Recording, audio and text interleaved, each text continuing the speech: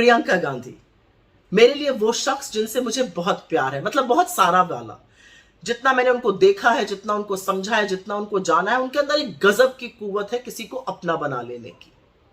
वो जितनी साहसी हैं उतनी ही संवेदनशील भी हैं, बहुत परिश्रमी हैं और उससे ज्यादा बेफिक्र और जिंदा दिल है।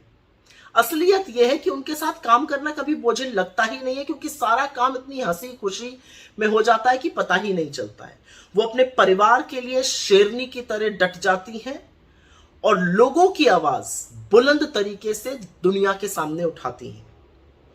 2022 के विधानसभा चुनाव में 40% टिकट महिलाओं को देकर उन्होंने राजनीति में एक बहुत लंबी लकीर खींची, एक बहुत बड़ी पहल की। मैंने उनकी निर्भीकता को देखा है, हाथरस में देखा है, सोनभद्र में देखा है, लखीमपुर में देखा है, तमाम जगह देखा है। जब वो पुलिस और प्रशासन के अन्याय के खिलाफ अड़ जाती हैं, डट के खड़ी हो जाती हैं और पीछे नहीं हटती हैं। वो जिद्दी भी बहुत है, जो ठान लेती है फिर वो करके ही मानती है। तमाम व्रत करती हैं, हर त्योहार को बड़े रौनक से मनाती हैं। वो महिला सशक्तिकरण की ध्वजवाहक है, लेकिन वो उतनी ही शिद्दत से एक माँ, एक पत्नी, एक बेटी, एक बहन के अपने किरदार को भी निभाती है। मुझे याद है उत्तर प्रदेश में उनसे किसी ने पूछा कि आप 10 साल पहले राजनीति में क्यों नहीं आई, और उन्होंने दो टूक जवाब देके कहा, क्योंकि 10 साल पहले मेरी बेटी 8 साल की थी। एक बार नवरात्र से माँ के दर्शन करके निकल रही थी, पत्रकार ने पूछ लिया आपने क्या मांगा है, तो उन्होंने हंस के कहा बताया थोड़ी जाता है, फिर खुद ही मुस्कुरा के बोल दिया आज अपने बेटे के लिए प्रार्थना करी।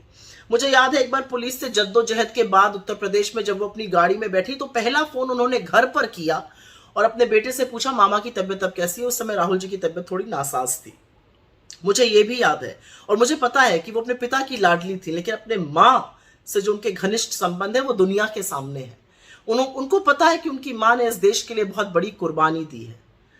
और मुझे वो दिन याद है जब सोनिया जी अपना पदभार खरगे जी को सौंप रही थी और उनकी एक फोटो खींची थी, और उस फोटो में सोनिया जी के हाथ में राजीव जी की तस्वीर थी। प्रियंका जी ने उसके नीचे सिर्फ एक शब्द, एक लाइन लिखी थी और उसमें लिखा था सो प्राउड ऑफ यू माँ, I know you did it all for love. एक दिन हंसी मजाक में उन्होंने ये भी बताया कि वो 19 साल की उम्र से करवा चौथ का व्रत रखती हैं।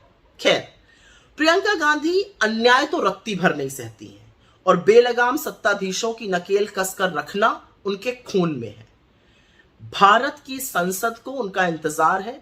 उन्होंने संगठन को मजबूत करने के लिए सतत काम किया है।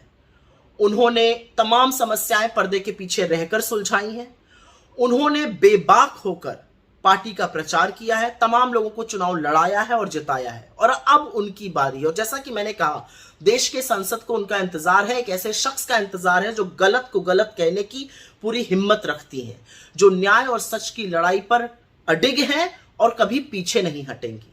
वो आधी आबादी की आवाज को संसद में और बुलंद करेंगी, उस आधी आबादी का परचम और पुरजोर तरीके से लहराएंगी जिनके लिए राजनीति अभी भी कठिन है।